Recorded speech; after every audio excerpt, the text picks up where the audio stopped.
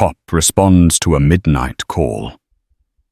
What he discovers in the shadows will haunt him forever. I've walked these streets 1,000 times, and they still manage to surprise me. My name is Officer Daniel Reeves, and I've been with the Asheville Police Department for 12 years.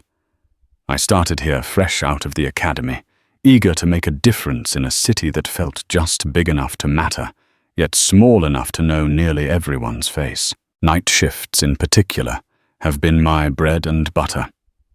Always have been. Always will be. I prefer the calm of moonlit streets to the chaos of midday. Normally it's a lull punctuated by the occasional bar fight or a random call about a lost pet. But this night would be anything but typical. It would become a haunting memory, scalded into my mind forever. I began my shift at 10 p.m., same as usual. The station smelled like old coffee and sweat, a silent testament to the endless rotation of tired officers coming in from the field.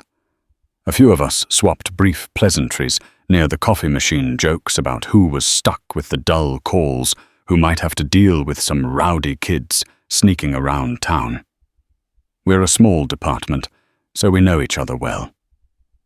Some nights the only real action is the hushed static of the radio and the occasional sound of wind rattling the window panes. That night I took my patrol car and headed out into Asheville's quieter neighborhoods. The scenic Blue Ridge Mountains were invisible in the darkness, their silhouettes just a slight dip in the starry sky. The streets were empty, lined with flickering streetlights that had been overdue for maintenance.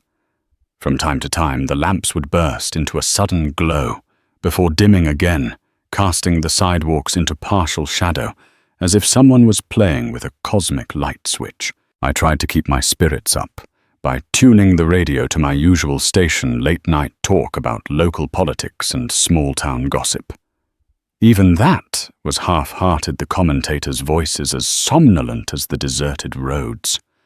My shoulders were tight from an earlier training exercise, and I kept rolling them as I drove, trying to loosen up. Everything about the night told me I was in for another long, uneventful shift. But just as the clock neared midnight, a call came in through dispatch. "Dispatch to Unit 4, do you copy?" I lifted the radio. "This is Unit 4, go ahead. We've received a report of suspicious noises and possible trespassing at 1401 Orion Avenue. Caller states they saw shadows moving around the old Butcher estate. No sign of forced entry, but requests immediate check." I blinked momentarily, startled. The Butcher estate, that place had been abandoned for years. Rumor had it, the owners had disappeared under strange circumstances decades ago, leaving the property entangled in legal disputes. Since then, it had been a magnet for local myths, hauntings, satanic cults, you name it. Of course, 99% of that was high schoolers, spinning ghost stories or misguided teens using the property to spook each other. Still, something in the dispatcher's voice made my skin prickle. Or maybe it was just the mention of that notorious old mansion. My instincts told me the call might be a prank or a routine trespass, but I couldn't shake a slight tension in my stomach. "Unit 4. Copy that. En route now." I flicked off the talk radio and turned down a dark side street, the hiss of my tires echoing in the eerie silence. The city had gone to sleep, leaving only the wind scraping tree branches against sagging fences. With each streetlight that fizzled overhead, I found myself leaning forward, peering into pockets of darkness. Even the radio chatter quieted, as if the entire world waited for something to happen. Orion Avenue was one of those half-forgotten roads on Asheville's outskirts, more forest path than suburban street. The Butcher estate loomed at the very end, sealed off by a rusted iron gate. Tall grass devoured the base of the fence line, and an old broken sign was illuminated sporadically by my headlights, private property. No trespassing. Time and neglect had weathered the letters into near illegibility. I stepped out of my patrol car and took a moment to absorb the environment. The wind felt colder here, slicing through the mild summer night like a blade. Goosebumps rippled across my arms. I heard a distant owl hoot, a strangely forlorn sound that lent the night an even more unsettling quality. Past the gate, the mansion stood in partial silhouette, a two-story relic with peaked gables and an old tower-like structure rising from its center. Its windows stared out like empty eye sockets. A quick test of the gate revealed it was locked. Rust and disuse made it nearly impossible to shift, so I circled around until I found a section of fencing that had collapsed. My flashlight revealed a large swath of torn chain link, as if some large animal had forced its way in, or perhaps years of storms had battered it loose. Either way, it gave me an opening. The moment I ducked inside, I felt the temperature drop again, or at least it felt that way. My breath came out in a short, nervous exhale, visible in the beam of my flashlight. It was here that I heard the first strange noise, a faint scraping like metal dragging on concrete. It lasted only a second, then fell silent. I paused, listening, but the only sound that followed was the rustling of leaves. My instincts perked up. After so many years on patrol, you learn to trust that sixth sense, the subtle tension in your muscles that says something's off. The yard itself was a scene of ruin. Overgrown weeds tangled with broken garden statues. Pieces of siding lay scattered half-buried in the grass. A few yards ahead, I noticed what appeared to be the remains of a large fountain cracked in half. Debris was everywhere, as though time and nature had joined forces to reclaim whatever the butchers had left behind.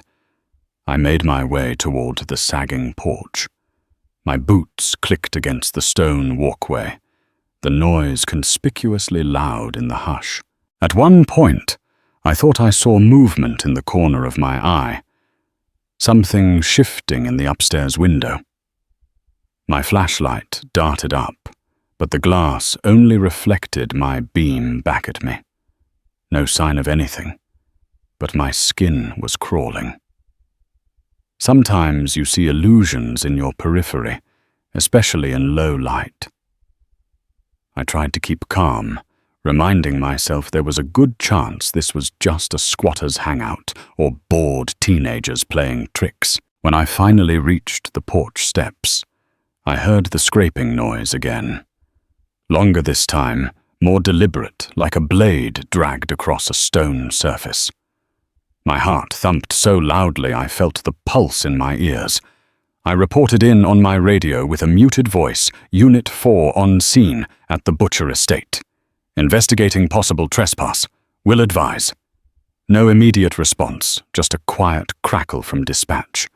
For a moment, I almost wished I'd brought a partner along. Yet something told me this place needed as few people involved as possible. I pushed open the front door, surprised it was unlocked.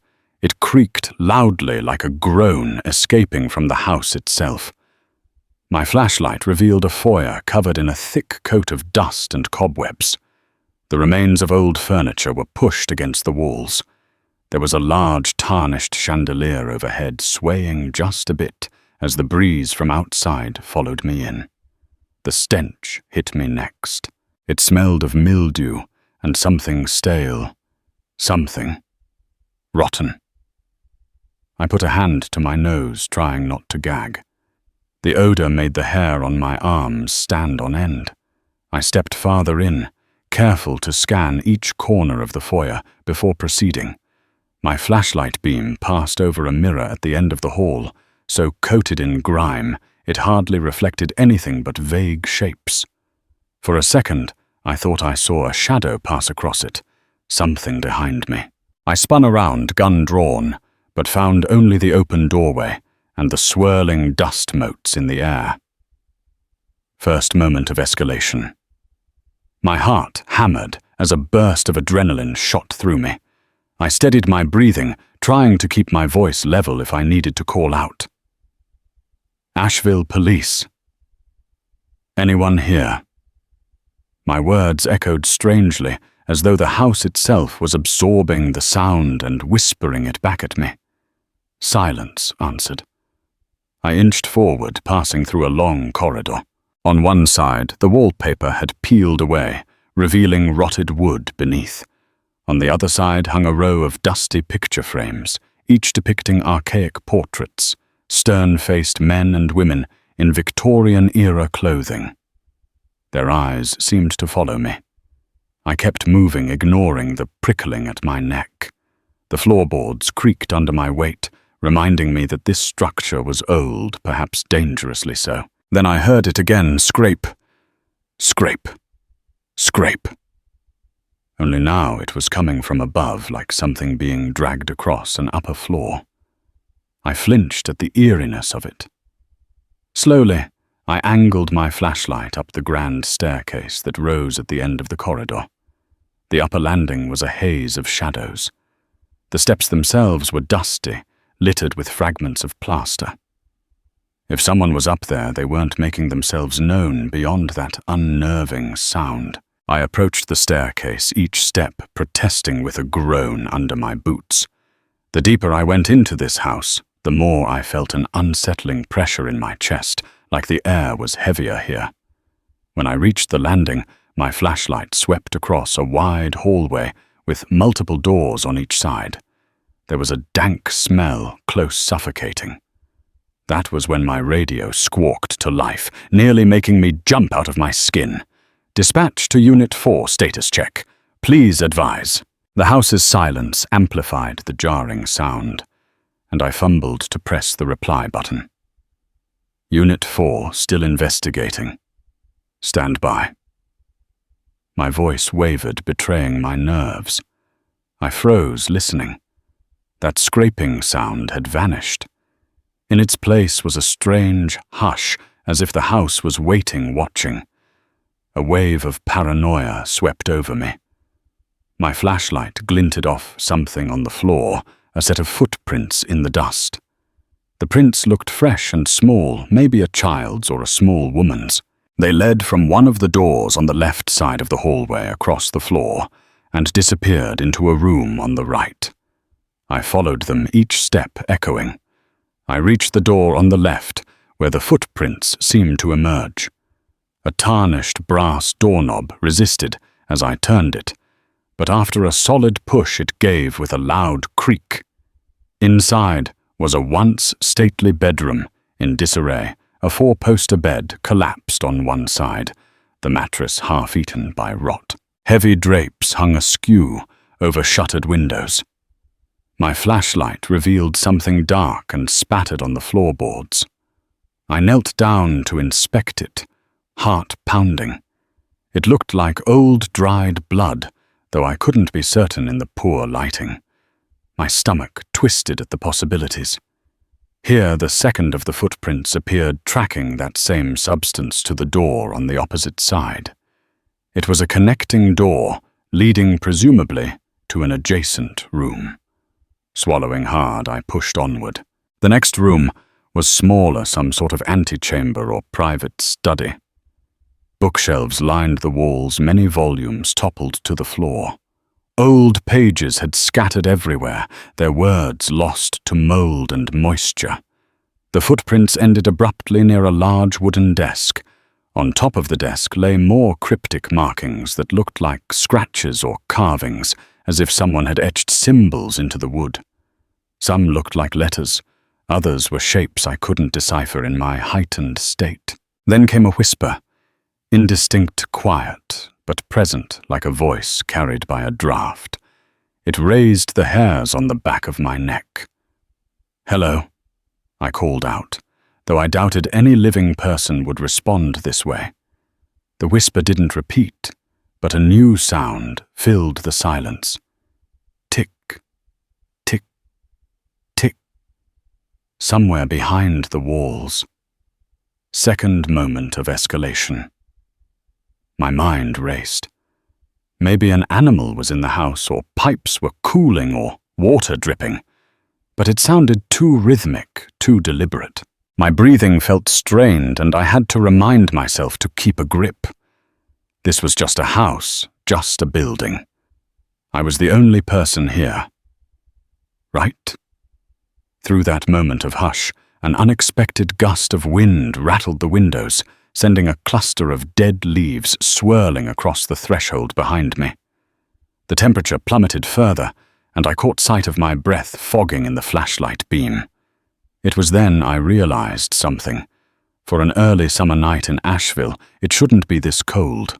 A faint dread settled in my chest, as if an unseen presence wanted me to know I was trespassing in its domain.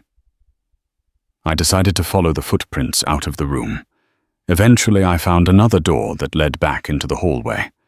My flashlight beam caught something glinting on the floor, a single key old-fashioned with ornate ridges resting in a puddle of water. Kneeling to examine it, I noticed the water wasn't from a leak or spill. It seemed to drip from the walls themselves. My mind reeled. It was as though the house was seeping bleeding water from behind its peeling wallpaper.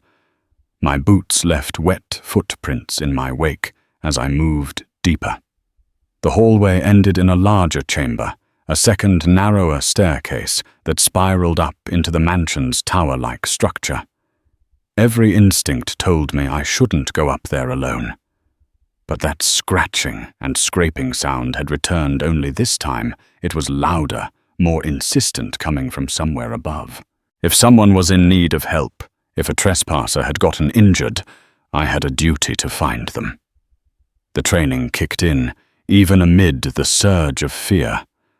I ascended those spiral steps. They were metal, the railing cold to the touch. Each footfall reverberated an echo up the tower. My flashlight caught glimpses of graffiti on the curved walls, vulgar slogans from local kids, devilish drawings, more cryptic symbols. Then halfway up, I froze. A single clear handprint marred the wall at eye level.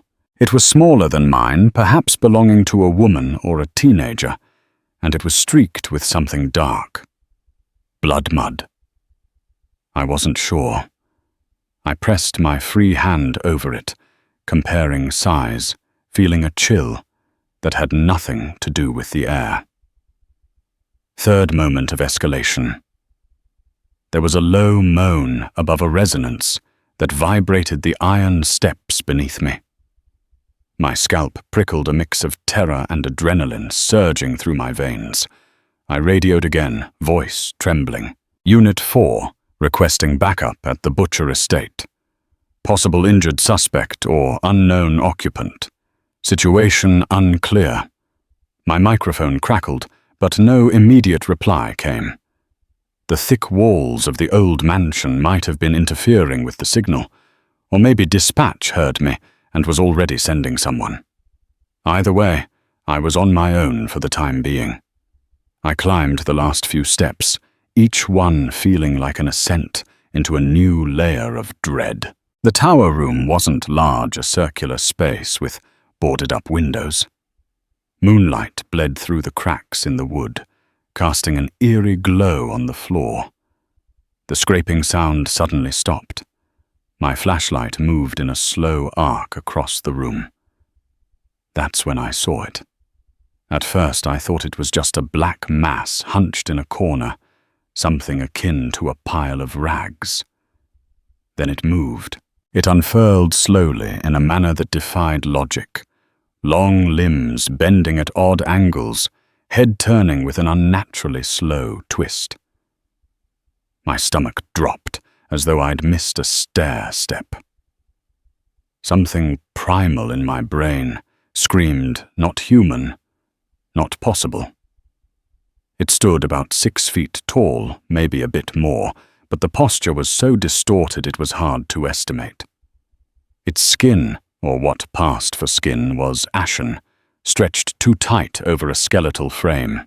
The face was partially obscured by stringy, dark matter that resembled hair, but its eyes glowed faintly, reflecting my flashlight in an otherworldly shimmer. A stench of decay hit me like a punch in the gut, and I gagged, stepping back in instinctive revulsion. I heard a clicking sound like an insect's mandibles, but it seemed to be coming from the creature itself. It angled its head, as though curious, regarding me with an intelligence that was far too perceptive. My flashlight trembled in my grasp, casting jittery light around the room. Every nerve in my body screamed for me to run, but my legs were momentarily locked in place. Then it skittered along the wall, defying gravity for a brief, horrifying moment. The limbs elongated, giving it an almost spider-like gait. A subhuman growl filled the tower, reverberating in my bones. I stumbled backward, nearly missing the top step. Somehow, in a single fluid motion, the creature lunged closer.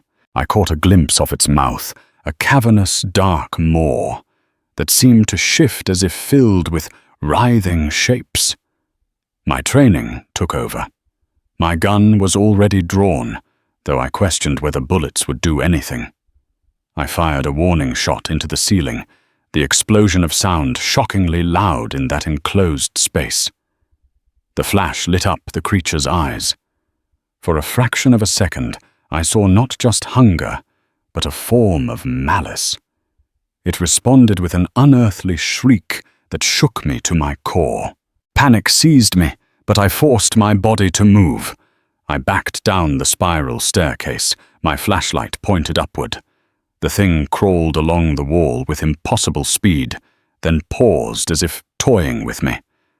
I realized it was driving me back down, cornering me. My lungs felt tight, each breath shallow and desperate.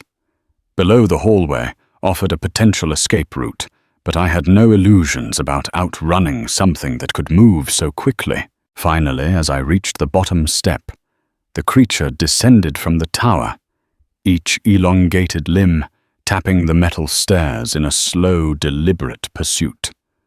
The scraping sound I had heard all night was now right in front of me, echoing through the corridor.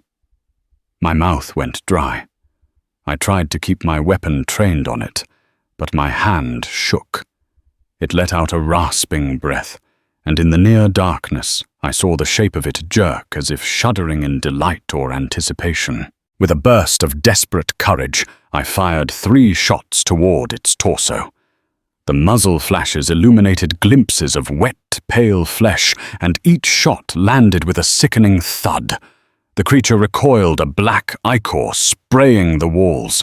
It screeched again, the sound a chilling mixture of agony and rage. For a second, I dared hope it would collapse, but it only stumbled.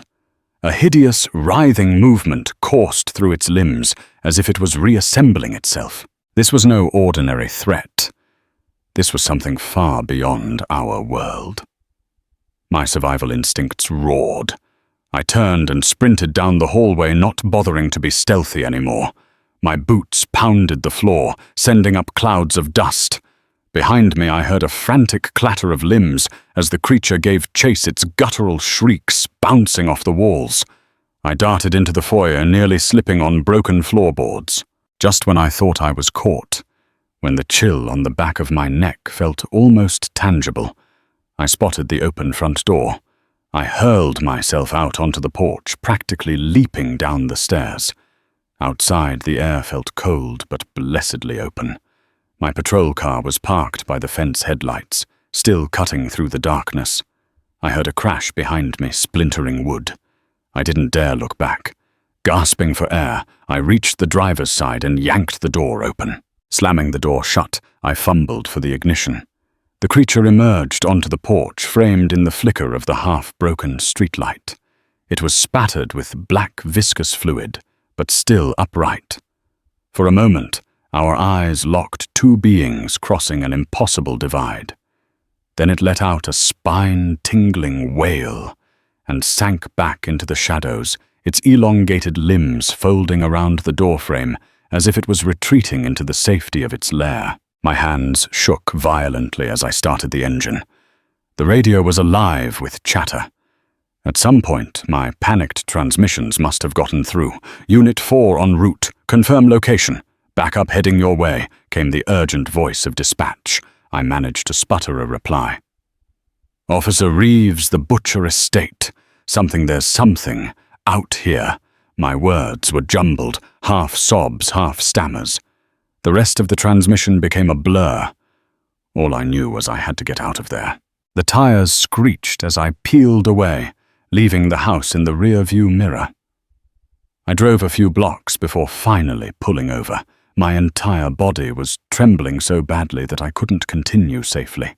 I radioed again, trying to compose myself. Unit 4 urgent request for all available units at 1401 Orion Avenue. Suspect is extremely dangerous. Possible, unexplainable presence. My voice faltered at the end, unsure how to describe what I had just witnessed.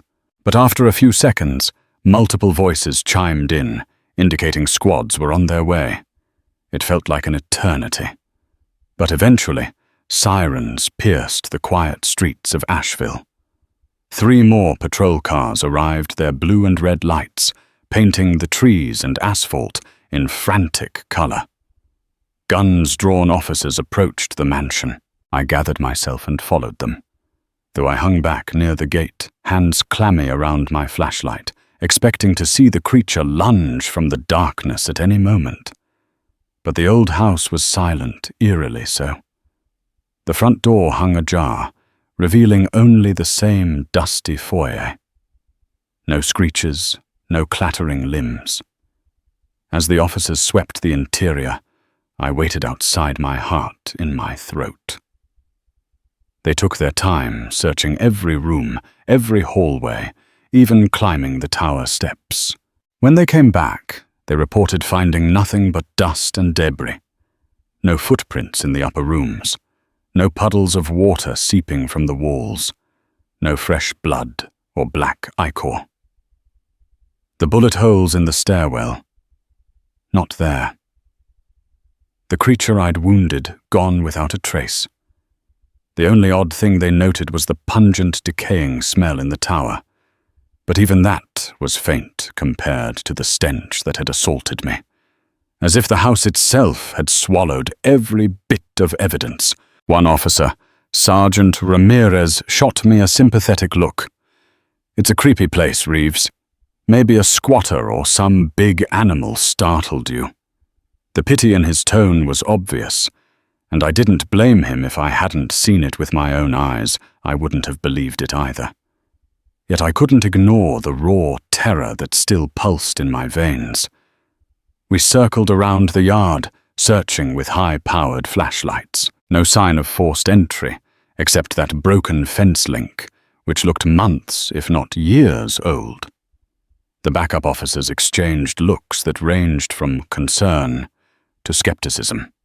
Someone found a dusty wooden desk with random scratches, but those markings looked ancient, not fresh. Nothing indicated the violent confrontation I'd experienced only minutes ago. Finally, we had to call off the search. No suspect found. No physical trace to confirm my story. I was left leaning against my patrol car, my body still trembling, trying to piece together how something so horrifying could just vanish. A few of the guys patted me on the shoulder, telling me to get some rest, that maybe I'd seen a wild animal or fallen prey to the house's reputation. Only a couple seemed to sense the genuine panic in my eyes. In the official record, it went down as an unsubstantiated report of a trespasser.